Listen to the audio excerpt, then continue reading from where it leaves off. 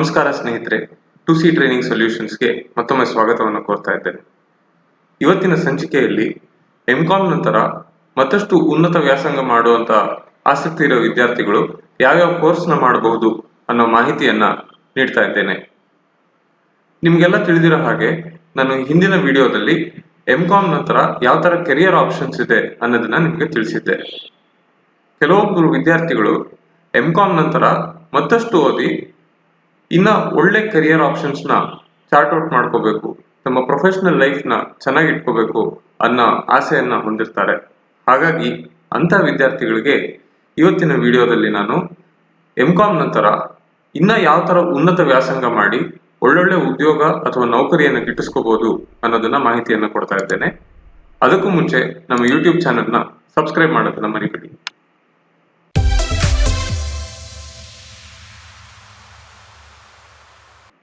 ಮೊಟ್ಟ ಮೊದಲನೇದಾಗಿ ಎಂಕಾಮ್ ನಂತರ ವಿದ್ಯಾರ್ಥಿಗಳು CA, CS ಇಲ್ಲ CMA ಮಾಡಬಹುದು. ಯಾವ್ಯಾವ ವಿದ್ಯಾರ್ಥಿಗಳಿಗೆ ಅಕೌಂಟೆನ್ಸಿ, ಕಾಸ್ಟಿಂಗ್, ಟ್ಯಾಕ್ಸೇಷನ್ ಅಂದ್ರೆ ಬೋತ್ ಇನ್ಕಮ್ ಟ್ಯಾಕ್ಸ್, GST ಅಥವಾ ಕಾರ್ಪೊರೇಟ್ ಲಾ ಈ ತರದ್ರಲ್ಲಿ ಆಸಕ್ತಿ ಇದೆಯೋ, ಹಾಗೂ ಯಾರು ಸ್ವಂತ ಪ್ರಾಕ್ಟೀಸ್ ಮಾಡಬೇಕು ಅಥವಾ ಯಾವ್ದಾದ್ರು ಇಂಡಿಯಾದಲ್ಲೇನೆ ಒಳ್ಳೆ ಮಲ್ಟಿನ್ಯಾಷನಲ್ ಕಂಪ್ನೀಸ್ ಅಲ್ಲಿ ವರ್ಕ್ ಮಾಡಬೇಕು ಅನ್ನೋ ಗುರಿ ಇರುವಂತ ವಿದ್ಯಾರ್ಥಿಗಳು ಎಂಕಾಮ್ ನಂತರ ಸಹಿತ ಚಾರ್ಟರ್ಡ್ ಅಕೌಂಟೆನ್ಸಿನೋ ಅಥವಾ ಕಂಪ್ನಿ ಸೆಕ್ರೆಟರಿನೋ ಅಥವಾ ಕಾಸ್ಟ್ ಅಂಡ್ ಮ್ಯಾನೇಜ್ಮೆಂಟ್ ಅಕೌಂಟೆಂಟ್ಸೋ ಈ ತರ ಕೋರ್ಸ್ಗಳನ್ನ ಮಾಡಬಹುದು. ಈ ತರ ಕೋರ್ಸ್ಗಳು ಇಷ್ಟ ಇಲ್ಲದೆ ಇರೋರು, ಯಾರು ಅಬ್ರಾಡ್ ಅಲ್ಲಿ ಹೋಗಿ ಸೆಟಲ್ ಆಗ್ಬೇಕು ಅಥವಾ ಅಬ್ರಾಡ್ ಅಲ್ಲಿ ಕೆರಿಯರ್ ನ ಬಿಲ್ಡ್ ಮಾಡಬೇಕು ಅನ್ನೋ ಆಸೆ ಇರೋ ವಿದ್ಯಾರ್ಥಿಗಳು CPA ಅಥವಾ CIMA ಅಥವಾ ACCA ಈ ತರ ಕೋರ್ಸ್ಗಳನ್ನ ಮಾಡಬಹುದು.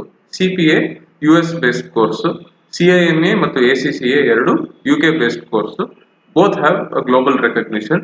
ಸೊ ಈ ಮೂರು ಕೋರ್ಸ್ಗಳನ್ನ ಸಹಿತ ನೀವು ಮಾಡ್ಕೊಂಡ್ರೆ ನಿಮ್ಗೆ US ಅಲ್ಲೋ UK ನಲ್ಲೋ ಅಥವಾ any European country or Middle East countries ಅಲ್ಲಿ ನಿಮ್ಗೆ ಕರಿಯರ್ ಆಪ್ಷನ್ಸ್ ಇದ್ದೇ ಇರುತ್ತೆ. ಇನ್ನೊಂದು ವಿಚಾರ ನಾನು ಏನ್ ಹೇಳಕ್ ಇಷ್ಟಪಡ್ತೀನಿ ಅಂದ್ರೆ, CA ಮಾಡ್ಕೊಂಡಿರೋ ವಿದ್ಯಾರ್ಥಿಗಳಿಗೂ ಸಹಿತ ಮಿಡ್ಲ್ ಈಸ್ಟ್ ಕಂಟ್ರೀಸ್ ಆಗಿರ್ಬೋದು ಅಥವಾ outside India, America R any other European countries ಅಲ್ಲೂ ಅಷ್ಟೇ ಆದಂತ ಅದರದೇ ಆದಂತ ವ್ಯಾಲ್ಯೂ ಇದ್ದೇ ಇದೆ. ಹಾಗೂ ಇನ್ನ ಕೆಲವು ವಿದ್ಯಾರ್ಥಿಗಳು CA ಮಾಡಿಕೊಂಡು ಸಹಿತ ಈ CPA ಅಥವಾ CIMA ಈ ತರ ಪೇಪರ್, ACCA ಈ ತರ ಕೋರ್ಸ್ಗಳನ್ನ ಮಾಡ್ಕೋಬಹುದು. ಯಾಕೆಂದ್ರೆ ನಮ್ಮ institute of chartered accountants of India ಈ ಅಮೆರಿಕನ್ ಇನ್ಸ್ಟಿಟ್ಯೂಟ್ ಹಾಗೂ UK ಇನ್ಸ್ಟಿಟ್ಯೂಟ್ ಹಾಗೂ ಇನ್ನ ಇತರ ಹಲವು ಫಾರಿನ್ ಇನ್ಸ್ಟಿಟ್ಯೂಟ್ಸ್ ಏನಿದೆ, ನಮ್ಮ ಆಸ್ಟ್ರೇಲಿಯಾ ಇರ್ಬೋದು, ಕೆನಡಾ ಇರ್ಬೋದು, ಇಂಥ ದೇಶಗಳ ಜೊತೆ ಟೈಅಪ್ ಇದೆ. ಸೊ ಆ ಟೈಅಪ್ ನಲ್ಲಿ ಏನ್ ಹೇಳುತ್ತೆ ಅಂತಂದ್ರೆ, ಇಂಡಿಯನ್ ಚಾರ್ಟರ್ಡ್ ಅಕೌಂಟೆಂಟ್ಸ್ ಈ CPA ಆಗಿರ್ಬೋದು ಅಥವಾ CIMA ಆಗಿರ್ಬೋದು ಅಥವಾ ಈ ತರ ಕೋರ್ಸ್ಗಳು ಮಾಡ್ಬೇಕಾದ್ರೆ ಅಷ್ಟು ಎಕ್ಸಾಮ್ಸ್ ನ ಬರೆಯೋ ಅವಶ್ಯಕತೆ ಇಲ್ಲ. ಅವ್ರಿಗೆ ಕೆಲವೊಂದಿಷ್ಟು ಪೇಪರ್ಸ್ ಎಕ್ಸಾಮ್ ಇರುತ್ತೆ. ಇನ್ನ ಕೇವಲ 3 ಅಥವಾ 4 ಪೇಪರ್ಗಳು ಬರೆದು ಆ ಎಕ್ಸಾಮ್ ನ ಪಾಸ್ ಮಾಡಿಕೊಂಡು ಆಸ್ ಎ CPA ಆಗಿರ್ಬೋದು ಆಸ್ ಎ ACCA ಆ ದೇಶದಲ್ಲಿ ಅವರು ನೆಲೆಸಿ ತಮ್ಮ ಉದ್ಯೋಗವನ್ನ ಪ್ರಾರಂಭ ಮಾಡಬಹುದು. ಸೊ ಈ ತರ ಒಂದು ಮೆಮೊರಾಂಡಮ್ ಆಫ್ ಅಂಡರ್ಸ್ಟ್ಯಾಂಡಿಂಗ್ ಇದೆ. ಸೊ ಅದ್ರ ಪ್ರಕಾರ ನೀವು CA ಮಾಡಿರೋರು ಸಹಿತ ಈ ಕೋರ್ಸ್ಗಳ ಬಗ್ಗೆ ನೀವು ಆಸಕ್ತಿನ ಇಟ್ಕೊಂಡು ಇದನ್ನ ಪ್ಲಾನ್ ಮಾಡಿಕೊಂಡು ನೀವು ಮಾಡ್ಕೋಬಹುದು. ಇದಾದ ನಂತರ ಇನ್ನೊಂದು ತುಂಬಾ ಒಳ್ಳೆ ಆಪ್ಷನ್ ಏನು ಅಂತಂದ್ರೆ LLB ಅಥವಾ LLM ಮಾಡುವಂಥದ್ದು, ಲಾ. ಸಾಮಾನ್ಯವಾಗಿ ಎಂಕಾಮ್ ಮಾಡಿದ ವಿದ್ಯಾರ್ಥಿಗಳು ಲಾ ಬಗ್ಗೆ ಗಮನ ಕೊಡಲ್ಲ. ನಾನೇನ್ ಹೇಳಕ್ ಹೊರಟಿದ್ದೀನಿ ಅಂತಂದ್ರೆ, ನೀವು ಲಾ ಕೋರ್ಸ್ ಮಾಡ್ಕೊಂಡ್ರೆ, LLB LLM ಮಾಡ್ಕೊಂಡ್ರೆ ನಿಮ್ಗೆ ಬಹಳ ಉಜ್ವಲವಾದ ಭವಿಷ್ಯ ಇದೆ. ಯಾಕೆಂತಂದ್ರೆ ನಿಮ್ಮ ಕೆರಿಯರ್ ಆಪ್ಷನ್ಸ್ ನೀವು ಯಾವ ತರ ಬೇಕಾದ್ರೂ ನೀವು ಓಪನ್ ಅಪ್ ಮಾಡ್ಕೋಬಹುದು. ನೀವು ಎದರ್ ಸಿವಿಲ್ ಲಾನಲ್ಲಾರೋ ಪ್ರಾಕ್ಟೀಸ್ ಮಾಡ್ಬೋದು, ಇಲ್ಲ ಕ್ರಿಮಿನಲ್ ಲಾನಲ್ಲಾರೋ ಪ್ರಾಕ್ಟೀಸ್ ಮಾಡ್ಬೋದು, ಅಥವಾ ಎಕನಾಮಿಕ್ ಲಾಸ್ ಅಲ್ಲಿ ಕೂಡ ನೀವು ಪ್ರಾಕ್ಟೀಸ್ ಮಾಡ್ಬೋದು, ಇಲ್ಲ ಆಸ್ ಅ ಕಾರ್ಪೊರೇಟ್ ಲಾಯರ್ ನೀವು ದೊಡ್ಡ ದೊಡ್ಡ ಕಾರ್ಪೊರೇಟ್ಸ್, ಮಲ್ಟಿನ್ಯಾಷನಲ್ ಕಂಪ್ನೀಸ್ ಅಲ್ಲಿ ಎಂಪ್ಲಾಯಿ ಆಗು ನೀವು ಕೆಲಸ ಮಾಡಬಹುದು. ಸೊ ಇವಾಗ ಏನಾಗುತ್ತೆ ಅಂತಂದ್ರೆ, ನೀವು ಎಂಕಾಮ್ ಓದಿರೋದ್ರಿಂದ ನಿಮ್ಗೆ ಆಲ್ರೆಡಿ ಅಕೌಂಟೆನ್ಸಿ, ಟ್ಯಾಕ್ಸೇಷನ್, ಎಕನಾಮಿಕ್ಸ್ ಇದ್ರ ಬಗ್ಗೆ ನಿಮ್ಗೆ ಬೇಸಿಕ್ ಐಡಿಯಾಸ್ ಇರುತ್ತೆ. ಲಾ ಓದಿದಾಗ, LLB ಮಾಡಿ LLM ಮಾಡ್ಕೊಂಡಾಗ ನಿಮ್ಗೆ ಲಾ ಬಗ್ಗೆ ಮತ್ತಷ್ಟು ಏನು ನಿಮ್ಗೆ ಒಂದು ಕ್ಲಾರಿಟಿ ಅಂತ ಏನ್ ಹೇಳ್ತೀವಿ ಅಥವಾ ಅಂಡರ್ಸ್ಟ್ಯಾಂಡಿಂಗ್ ಅಂತ ಏನ್ ಹೇಳ್ತೀವಿ, ನಿಮ್ಗೆ ಲಾ ಬಗ್ಗೆ ಇನ್ನಷ್ಟು ಅಂಡರ್ಸ್ಟ್ಯಾಂಡಿಂಗ್ ಬರುತ್ತೆ. ಕಾನೂನು ಅನ್ನೋದನ್ನ ನೀವು ಅದು 2 ತರದಲ್ಲಿ ಇದೆ. ಒಂದು, ನೀವು ಬರೀ ಸುಮ್ಮನೆ ಓದೋದಲ್ಲ, ಬೇರೆ ಆಕ್ಟ್ ನ ಲಾನ ಓದಿ ಅದನ್ನ ಇಂಟರ್ಪ್ರಿಟ್ ಮಾಡಿ ಅದನ್ನ ಅಪ್ಲೈ ಮಾಡಬೇಕು. So understanding, interpretation and application of law. So LLB, LLM will help you to understand the law, interpret the law and apply the law. So ಸಾಮಾನ್ಯವಾಗಿ ಎಷ್ಟೊಂದು ಜನ ಇವತ್ತಿನ ದಿನ CA ಮಾಡಿದವರು CS ಮಾಡಿದವರು ಸಹಿತ LLB ಮಾಡಿಕೊಂಡು they are practising only in economic loss. So economic loss ಅಂದ್ರೆ ಏನು, ನಿಮ್ ಇನ್ಕಮ್ ಟ್ಯಾಕ್ಸ್ ಆಕ್ಟ್ ಇರ್ಬೋದು, GST ಇರ್ಬೋದು, ಅಥವಾ ಕಂಪನೀಸ್ ಆಕ್ಟ್ ಇರ್ಬೋದು. ಈ ತರ ಇವಾಗ ಈ ಲಾನಲ್ಲಿ ಏನ್ ಪ್ರಾಕ್ಟೀಸ್ ಮಾಡೋದಿರತ್ತೆ ಅಂತಂದ್ರೆ ನಿಮ್ಗೆ ಎಷ್ಟೊಂದು ಲಿಟಿಗೇಷನ್ಸ್ ತುಂಬಾ ಬರ್ತಾ ಇದೆ. ಇವಾಗ ಇನ್ಕಮ್ ಟ್ಯಾಕ್ಸ್ ಅಲ್ಲಿ ಇರ್ಬೋದು, GST ಇರ್ಬೋದು ಎಲ್ಲ. ಸೊ ನಿಮ್ಗೆ ಡಿಪಾರ್ಟ್ಮೆಂಟ್ ಅಲ್ಲಿ ಲಿಟಿಗೇಷನ್ಸ್ ಸಾರ್ಟ್ ಔಟ್ ಆಗದೆ ಇರೋದು ಟ್ರಿಬ್ಯುನಲ್ಗೆ ಹೋಗಿ ನಂತರ ಹೈಕೋರ್ಟ್, ಸುಪ್ರೀಂ ಕೋರ್ಟ್ ಮೆಟ್ಲು ಕೂಡ ಏರ್ತಾ ಇದೆ ಇವತ್ತಿನ ದಿನ ಟ್ಯಾಕ್ಸೇಷನ್ ಕೇಸ್ಗಳು. ಸೊ MCOM ಮಾಡಿರೋಂಥ ವಿದ್ಯಾರ್ಥಿಗಳು LLB, LLM ಮಾಡ್ಕೊಂಡಾಗ ಈ ತರ ಎಕನಾಮಿಕ್ ಲಾಸ್ ಅಲ್ಲಿ ನೀವು ಪ್ರಾಕ್ಟೀಸ್ ಮಾಡ್ಬೋದು. ಒಂದ್ ವೇಳೆ ನಿಮ್ಗೆ ಎಕನಾಮಿಕ್ ಲಾಸ್ ಅಲ್ಲೂ ಪ್ರಾಕ್ಟೀಸ್ ಮಾಡೋ ಇಷ್ಟ ಇಲ್ಲ ಅಂತಂದ್ರೆ ಮಾಮೂಲಿ ಸಿವಿಲ್ ಲಾ ಅಥವಾ ಕ್ರಿಮಿನಲ್ ಲಾ ನಲ್ಲಿ ಕೂಡ ನೀವು ಪ್ರಾಕ್ಟೀಸ್ ಮಾಡ್ಬೋದು. But legal career or career as a lawyer is a very good option after completing MCOM. ಇದಾದ ನಂತರ ಒಂದು ಇಂಟ್ರೆಸ್ಟಿಂಗ್ ಕೋರ್ಸ್ ಏನು ಅಂತಂದ್ರೆ ಆಕ್ಚುಯರಿ. ಇವಾಗ ನೀವೆಲ್ಲ ಅಬ್ಸರ್ವ್ ಮಾಡಿರ್ಬೋದು, ನೀವು ಇವಾಗ ಒಂದು ಇನ್ಶೂರೆನ್ಸ್ ಪಾಲಿಸಿ ಮಾಡ್ಸಕ್ ಹೋಗ್ತೀರಾ ಅಂತ ಇಟ್ಕೊಳ್ಳಿ, life insurance policy. So life insurance policy ಮಾಡಿಸ್ಬೇಕಾದ್ರೆ ನಿಮ್ಗೆ ಏಜ್ ಕೇಳ್ತಾರೆ, ನಿಮ್ ಇನ್ಕಮ್ ಕೇಳ್ತಾರೆ, ನಿಮ್ಗೆ ಏನೇನು ಫೈನಾನ್ಷಿಯಲ್ ಕಂಡೀಷನ್ಸ್ ಏನು ಅಂತ ಕೇಳ್ತಾರೆ. ಆಮೇಲಿಂದ ನೀವು ಸಮ್ ಅಶ್ಯೂರ್ಡ್ ಎಷ್ಟು ಅಂತ ಕೇಳ್ತಾರೆ. ಸೊ ನೀವೇನೋ ಒಂದು ಇವಾಗ 10 ಲಕ್ಷ ಪಾಲಿಸಿ ಮಾಡಿಸ್ಬೇಕು ಅಂತಂದ್ರೆ ಪ್ರೀಮಿಯಂ ಇಷ್ಟು ಅಂತ ಕ್ಯಾಲ್ಕುಲೇಟ್ ಮಾಡಿ ಹೇಳ್ತಾರೆ.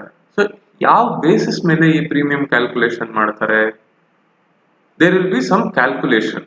So it's nothing but some mathematics and statistics is involved, wherein based on your present condition they do a calculation of in future ಅಲ್ಲಿ ನಿಮ್ಮ ಆರ್ಥಿಕ ಪರಿಸ್ಥಿತಿ ಹೆಂಗಿರ್ಬೋದು, ನಿಮ್ಮ ಆರೋಗ್ಯ ಪರಿಸ್ಥಿತಿ ಹೆಂಗಿರ್ಬೋದು.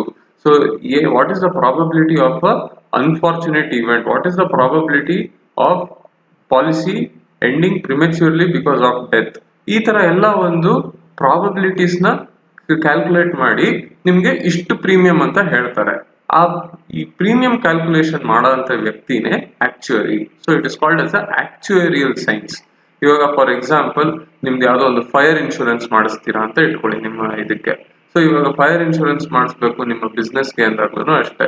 So there will be a valuation. ಈ ಗೂಡ್ಸ್ ಯಾವ ತರ ಇದೆ, ಏನು ಬಿಸ್ನೆಸ್ ಪ್ರಿಮೈಸಸ್ ಹೆಂಗಿದೆ, what is the risk involve. Risk assessment main insurance ಅಲ್ಲಿ. ಸೊ ಈ ರಿಸ್ಕ್ ಅಸೆಸ್ಮೆಂಟ್ ನ ಮಾಡಿ ಪ್ರೀಮಿಯಂ ಎಷ್ಟು ಕ್ಯಾಲ್ಕುಲೇಟ್ ಮಾಡಬೇಕು, ಯಾವ ತರ ಪ್ರೀಮಿಯಂ ಕಟ್ಟಿಸ್ಕೋಬೇಕು ಒಬ್ಬ ಕಸ್ಟಮರ್ ಇಂದ ಅನ್ನೋದನ್ನ ಲೆಕ್ಕ ಹಾಕೋನೆ ಆಕ್ಚುಯರಿ. ಸೊ ನಾಳೆ ದಿನ ನೀವು ಏನಾದ್ರು ಕ್ಲೇಮ್ ಮಾಡ್ಕೊಳಕ್ ಹೋದಾಗ್ಲೂ, ಇವಾಗ ಯಾವ್ದೋ ಒಂದು ಫೈರ್ ಆಕ್ಸಿಡೆಂಟ್ ಆಯ್ತು, ನನ್ನ ಹತ್ರ ಪಾಲಿಸಿ ಇದೆ, ನಾನು ಅದನ್ನ ಕ್ಲೇಮ್ ಮಾಡ್ಬೇಕು.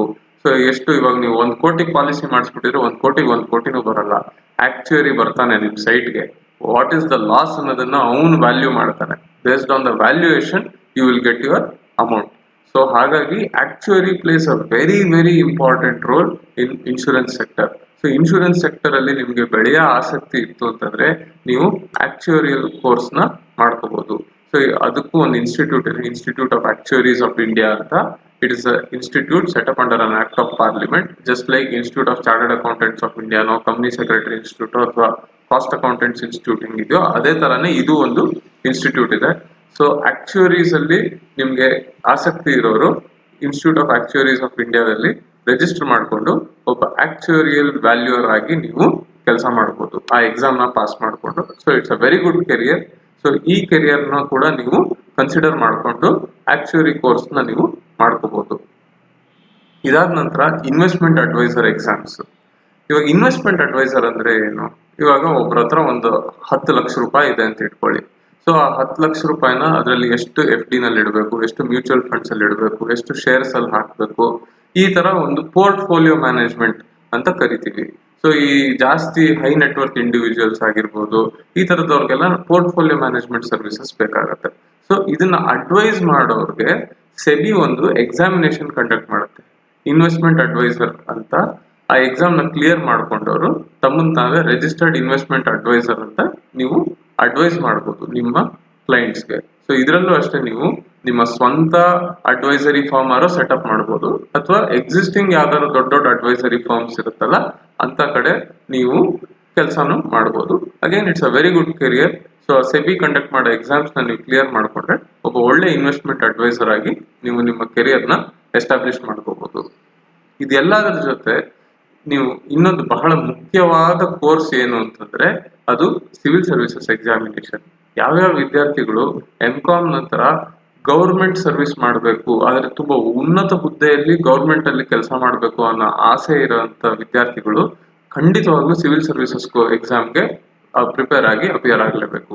ಯೂನಿಯನ್ ಪಬ್ಲಿಕ್ ಸರ್ವಿಸ್ ಕಮಿಷನ್ ಅವರು ಕಂಡಕ್ಟ್ ಮಾಡುವಂತ UPSC ಎಕ್ಸಾಮ್ಸ್ ನಲ್ಲಿ ನೀವು ಪ್ರಿಪೇರ್ ಆಗಿ ನೀವು ಪಾಸ್ ಆದ್ರೆ ನೀವು IAS, IPS, IRS, IFS ಈ ತರ ಒಳ್ಳೊಳ್ಳೆ ಆಪ್ಷನ್ಸ್, ಒಳ್ಳೊಳ್ಳೆ ಸರ್ವಿಸಸ್ ಅಲ್ಲಿ ನೀವು ಸೆಲೆಕ್ಟ್ ಆಗಿ ಒಳ್ಳೆ ಫ್ರೂಟ್ಫುಲ್ ಲಾಂಗ್ ಸಕ್ಸಸ್ಫುಲ್ ಕೆರಿಯರ್ ನಿಮ್ದಾಗತ್ತೆ. ಈ IAS, IPS ಎಲ್ಲ ಆದ್ರೆ ನಿಮ್ಗೆ ಗೊತ್ತೇ ಇರಂಗೆ ಸೊಸೈಟಿನಲ್ಲಿ ಒಂದು ಒಳ್ಳೆ ರೆಕಗ್ನಿಷನ್, ಒಂದು ಒಳ್ಳೆ ವ್ಯಾಲ್ಯೂ, ಒಂದು ರೆಸ್ಪೆಕ್ಟ್, ಅದೆಲ್ಲದ್ರ ಜೊತೆಗೆ ಒಂದು ಗೌರ್ಮೆಂಟ್ ಸರ್ವೆಂಟ್ ಆಗಿ ನೀವು ಸಮಾಜಕ್ಕೆ ಒಂದು ಒಳ್ಳೆ ಕೆಲಸ ಮಾಡ್ಬೋದು. ನಿಮ್ಮ ಸುತ್ತಮುತ್ತ ಆಗ್ತಾ ಇರೋ ಅನ್ಯಾಯಗಳನ್ನ ನೀವು ತಡಿಬಹುದು. ಈ ತರ ಆಸಕ್ತಿ ಇರೋಂಥ ವಿದ್ಯಾರ್ಥಿಗಳು ದೇಶಕ್ಕೆ ಅಪಾರವಾದ ಸೇವೆ ಸಲ್ಲಿಸಬೇಕು, ತಮ್ಮದೇ ಆದಂತ ಕೊಡುಗೆ ನೀಡಬೇಕು ಅನ್ನೋ ಆಸಕ್ತಿ ಇರೋಂಥ ವಿದ್ಯಾರ್ಥಿಗಳು ಸಿವಿಲ್ ಸರ್ವಿಸಸ್ ಎಕ್ಸಾಮ್ಸ್ಗೆ ಅಪಿಯರ್ ಆಗ್ಬೋದು. ಇನ್ನೊಂದು ಬಹಳ ಮುಖ್ಯವಾದ ಹಾಗೂ ಸಾಮಾನ್ಯವಾಗಿ ಎಲ್ಲರೂ ಇಗ್ನೋರ್ ಮಾಡೋ ಅಂತ ಒಂದು ಕೋರ್ಸ್ ಏನು ಎಂ.ಕಾಮ್ ನಂತರ ಅಂತಂದ್ರೆ MA ಇನ್ ಎಕನಾಮಿಕ್ಸ್. ಯಾವ್ಯಾವ ವಿದ್ಯಾರ್ಥಿಗಳು ನೀವೆಲ್ಲರೂ BCom ಅಲ್ಲಿ ಅಥವಾ PUC ನಲ್ಲಿ ಅಥವಾ M.Com ಅಲ್ಲಿ ಸಹಿತ ಎಕನಾಮಿಕ್ಸ್ ನ ಓದಿರ್ತೀರಾ. ಯಾರ್ಯಾರಿಗೆ ಎಕನಾಮಿಕ್ಸ್ ಅಲ್ಲಿ ಇಂಟ್ರೆಸ್ಟ್ ಇದೆಯೋ ನೀವು ದಯವಿಟ್ಟು MA ಇನ್ ಎಕನಾಮಿಕ್ಸ್ ಅನ್ನೋ ಕೋರ್ಸ್ ಇದೆ, ಆ ಕೋರ್ಸ್ ಬಗ್ಗೆ ಒಂದಿಷ್ಟು ಗಮನವನ್ನ ಹರಿಸಿ ಆ ಕೋರ್ಸ್ ನ ಮಾಡ್ಕೊಳ್ಳಿ, ಆ ಕೋರ್ಸ್ಗೆ ಪ್ರಿಪೇರ್ ಆಗಿ. ಯಾಕೆಂತಂದ್ರೆ ನೀವು MA ಇನ್ ಎಕನಾಮಿಕ್ಸ್ ಮಾಡ್ಕೊಂಡು ನಂತರ PhD ಮಾಡ್ಕೊಂಡ್ರೆ ನೀವು ದೊಡ್ಡ ದೊಡ್ಡ ಯೂನಿವರ್ಸಿಟೀಸು, ಈವನ್ ಫಾರಿನ್ ಯೂನಿವರ್ಸಿಟೀಸ್ ಅಲ್ಲಿ ಸಹಿತ ನೀವು ಕೋಚಿಂಗ್ ಆಸ್ ಎ ಪ್ರೊಫೆಸರ್ ನೀವು ಕೆಲಸ ಮಾಡ್ಬೋದು. ಅಥವಾ ನಮ್ಮ ಇಂಡಿಯಾದಲ್ಲಿ ಸಹಿತ ಒಳ್ಳೊಳ್ಳೆ ಕಾಮರ್ಸ್ ಕಾಲೇಜಸ್ ಇದೆ, ಡೆಲ್ಲಿ ಆಗಿರ್ಬೋದು, ಬಾಂಬೆ ಆಗಿರ್ಬೋದು, ಬೆಂಗಳೂರು ಆಗಿರ್ಬೋದು, ಮದ್ರಾಸ್ ಆಗಿರ್ಬೋದು. ಇಲ್ಲೆಲ್ಲ ತುಂಬಾ ರೆಪ್ಯೂಟೆಡ್ ಕಾಮರ್ಸ್ ಕಾಲೇಜಸ್ ಇದೆ.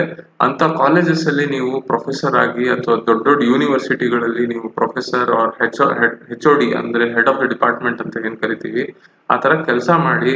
ಅಥವಾ ರಿಸರ್ಚ್ ಆರ್ಗನೈಸೇಷನ್ಸ್ ಇದೆ. ಇವಾಗ ಎಕನಾಮಿಕ್ಸ್ ಅಲ್ಲಿ ದಿನಾ ಒಂದೊಂದು ರಿಸರ್ಚ್ ನಡೀತಾ ಇರುತ್ತೆ. ಸೇ ಫಾರ್ ಎಕ್ಸಾಂಪಲ್ ನಿಮ್ಗೆ ನ್ಯೂಸ್ ಪೇಪರ್ಗಳಲ್ಲಿ ಬರ್ತಾ ಇದೆ, ಯಾರೋ ಒಬ್ರು ಸ್ಟಡಿ ಕಂಡಕ್ಟ್ ಮಾಡಿದ್ದಾರೆ, GDP ಇಷ್ಟು ಬಿದ್ದೋಗಿದೆ, ಅಥವಾ ಇನ್ಯಾರೋ ಏನೋ ಸ್ಟಡಿ ಕಂಡಕ್ಟ್ ಮಾಡಿದ್ದಾರೆ, ಈ ಒಂದು ಗೌರ್ಮೆಂಟ್ ಸ್ಕೀಮ್ ಇಂದ ಇಷ್ಟು ಪಾವರ್ಟಿ ಅಲಿವಿಯೇಷನ್ ಆಗಿದೆ.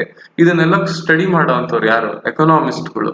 ಸೊ ಎಕನಾಮಿಕ್ಸ್ ಅಲ್ಲಿ ಇಂಟ್ರೆಸ್ಟ್ ಇರೋರು ದಯವಿಟ್ಟು MA ಇನ್ ಎಕನಾಮಿಕ್ಸ್ ಬಗ್ಗೆ ಗಮನ ಹರಿಸಿ. ನಿಮ್ ಕೆರಿಯರ್ ಆಪ್ಷನ್ಸ್ ಅಂತೂ MA ಇನ್ ಎಕನಾಮಿಕ್ಸ್ ಮಾಡ್ಕೊಂಡ್ಮೇಲೆ ನೀವು ಏನಾರ PhD ಇನ್ ಎಕನಾಮಿಕ್ಸ್ ಮಾಡಿದ್ರೆ ನಿಮ್ಮ career options it will simply multiple options. ಒಂದು ಕೋಚಿಂಗ್ ಹೋಗ್ಬೋದು, ಅಂದ್ರೆ ಟೀಚಿಂಗ್ ಹೋಗ್ಬೋದು, ಪ್ರೊಫೆಸರ್ ಆಗಿ ಅಂತ ಇದು ಮಾಡ್ಬೋದು, either in Indian colleges or universities or in foreign universities.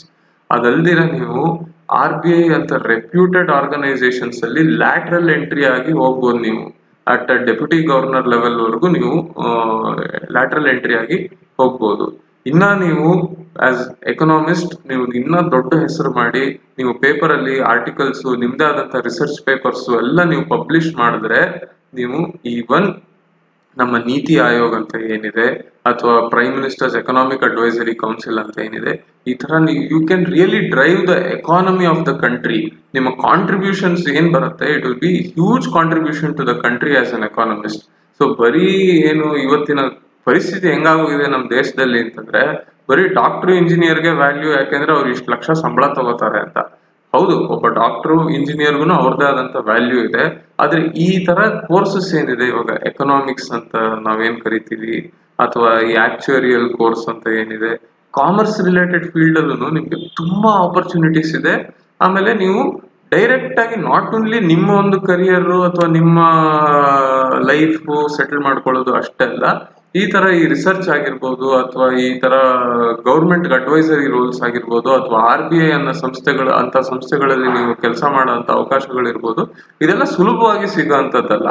ಆಮೇಲೆ ಇಂಥ ಅವಕಾಶಗಳು ಸಿಕ್ಕಿದಾಗ ನೀವು ಅದನ್ನ ಸದುಪಯೋಗ ಪಡಿಸ್ಕೊಂಡ್ರೆ ನೀವು ಈ ದೇಶಕ್ಕೆ ಕೊಡುವಂತ ಕೊಡುಗೆ ಏನಿದೆ ಬಹಳ ಅಪಾರವಾದಂತ ಕೊಡುಗೆ. ಇದು ದೊಡ್ಡ ಗೌರವ. ಇದು ಈ ತರ ಕೋರ್ಸ್ಗಳೆಲ್ಲ ಓದಿ ದೇಶಕ್ಕೆ ಸೇವೆ ಸಲ್ಲಿಸೋಂತ, ನಿಮ್ಮದೇ ಆದಂತ ರೀತಿನಲ್ಲಿ ದೇಶಕ್ಕೆ ಸೇವೆ ಸಲ್ಲಿಸೋಂತ ಅವಕಾಶಗಳು ಸಿಗೋದು ಇದು ಎಲ್ರಿಗೂ ಸಿಗಲ್ಲ. ಸೊ ಇಂಥ ಅವಕಾಶಗಳನ್ನ ನೀವು ಪಡ್ಕೋಬಹುದು. ಈ ನಿಟ್ಟಿನಲ್ಲಿ ಆಸಕ್ತಿ ಇರೋರು ಯಾರು ನಾನು ದೇಶಕ್ಕೆ ಏನಾದ್ರು ಸೇವೆ ಸಲ್ಲಿಸಬೇಕು ಅಂತ ಆಸಕ್ತಿ ಇರೋರು ನಿಮ್ಮ ಫೀಲ್ಡ್ ಅಲ್ಲಿ ಸಹಿತ ಈ ತರ ಆಪರ್ಚುನಿಟೀಸ್ ಇದೆ ಅನ್ನೋದಕ್ಕೆ ನಾನು ಹೇಳ್ತಾ ಇರೋದು. ಏನ್ ಪ್ರತಿಯೊಬ್ರು ಬರೀ ಸೈನಿಕರಾಗೇನೆ ಅಥವಾ ಒಬ್ಬ ರೈತ ಆಗೇನೆ ಸೇವೆ ಸಲ್ಲಿಸೋದಕ್ಕೆ ಆಗಲ್ಲ. ಎಲ್ರಿಗೂ ಅವ್ರವ್ರದ್ದೇ ಆದಂತ ಲಿಮಿಟೇಷನ್ಸ್ ಇದೆ. ಸೊ ನೀವು ಒಬ್ಬ ಎಕನಾಮಿಸ್ಟ್ ಆಗೋ ಸಹಿತ ನೀವು ನಿಮ್ಮದೇ ಆದಂತ ಸೇವೆನ ಸಲ್ಲಿಸಬಹುದು. ಬಹಳಷ್ಟು ಅವಕಾಶಗಳಿದೆ. Or as a civil servant ಅಂದ್ರೆ ಒಬ್ಬ IAS ಆಗಿರ್ಬೋದು, ಒಬ್ಬ IPS ಆಗಿರ್ಬೋದು. ಹಾಗಾಗಿ ನೀವು ಆ ಕೆಪಾಸಿಟಿನಲ್ಲೂ ನೀವು ದೇಶಕ್ಕೆ ಸೇವೆ ಸಲ್ಲಿಸಬಹುದು. So these are some of the very prestigious careers. So ಹಾಗಾಗಿ ನಿಮ್ಗೆ ಆಸಕ್ತಿ ಇದ್ರೆ ದಯವಿಟ್ಟು ಆ ಕಡೆ ಗಮನ ಹರಿಸಿ. ಇದೆಲ್ಲದರ ಆಪ್ಷನ್ಸ್ ಜೊತೆಗೆ ಕೊನೆಯದಾಗಿ ನಾನೊಂದು ಆಪ್ಷನ್ ಹೇಳಕ್ ಇಷ್ಟಪಡ್ತೇನೆ. ಸಾಮಾನ್ಯವಾಗಿ MCOM ಮಾಡ್ಕೊಂಡಿರುವಂತವ್ರು ಟೀಚಿಂಗ್ ಫೀಲ್ಡ್ ಅಲ್ಲಿ ನಿಮಗೆ ಆಸಕ್ತಿ ಇತ್ತು ಅಂದ್ರೆ MPhil ಇಲ್ಲ PhD ಮಾಡೋ ಬಗ್ಗೆ ಗಮನ ಹರಿಸಿ. ಇದರಿಂದ ನೀವು ಒಬ್ಬ ಕಾಲೇಜಲ್ಲಿ ಅಸಿಸ್ಟೆಂಟ್ ಪ್ರೊಫೆಸರ್ ಇಂದ ಸ್ಟಾರ್ಟ್ ಮಾಡಿ ಪ್ರೊಫೆಸರ್ HOD ವರ್ಗು ನೀವು ಹೋಗ್ಬೋದು. ಸೊ ನಿಮ್ಮ ಕೆರಿಯರ್ ಟೀಚಿಂಗ್ ಫೀಲ್ಡ್ ಅಲ್ಲಿ ಒಂದು ಫ್ಲೈಯಿಂಗ್ ಕೆರಿಯರ್ ಅಥವಾ ಉನ್ನತವಾದಂತಹ ಹುದ್ದೆಗಳಿಗೆ ಟೀಚರ್ ಆಗಿ ನೀವು ಹೋಗ್ಬೇಕು ಅಂತ ಇತ್ತು ಅಂತಂದ್ರೆ ದಯವಿಟ್ಟು MPhil ಅಥವಾ PhD ಬಗ್ಗೆ ಖಂಡಿತವಾಗ್ಲೂ ನೀವು ಗಮನ ಹರಿಸ್ಬೇಕಾಗತ್ತೆ. ವಿದ್ಯಾರ್ಥಿಗಳೇ, ಇದಿಷ್ಟುನು MCOM ನಂತರ ನೀವು ಏನೇನ್ ಕೋರ್ಸ್ ಮಾಡಿ ಇನ್ನ ಬಹಳಷ್ಟು ಉನ್ನತ ಹುದ್ದೆಗಳಿಗೆ ನೀವು ಗುರಿ ಇಟ್ಕೊಂಡು ಓದಬಹುದು ಅನ್ನೋದ್ರ ಬಗ್ಗೆ ಸಂಪೂರ್ಣವಾದಂತ ಮಾಹಿತಿಯನ್ನ ಈ ವಿಡಿಯೋದಲ್ಲಿ ಕೊಟ್ಟಿದ್ದೇನೆ. ಮುಂದಿನ ದಿನಗಳಲ್ಲಿ ಇದೇ ತರ ಬಹಳಷ್ಟು ಉಪಯುಕ್ತವಾದ ವಿಷಯಗಳನ್ನ ನಿಮ್ಮೊಂದಿಗೆ ಹಂಚ್ಕೋತೀನಿ.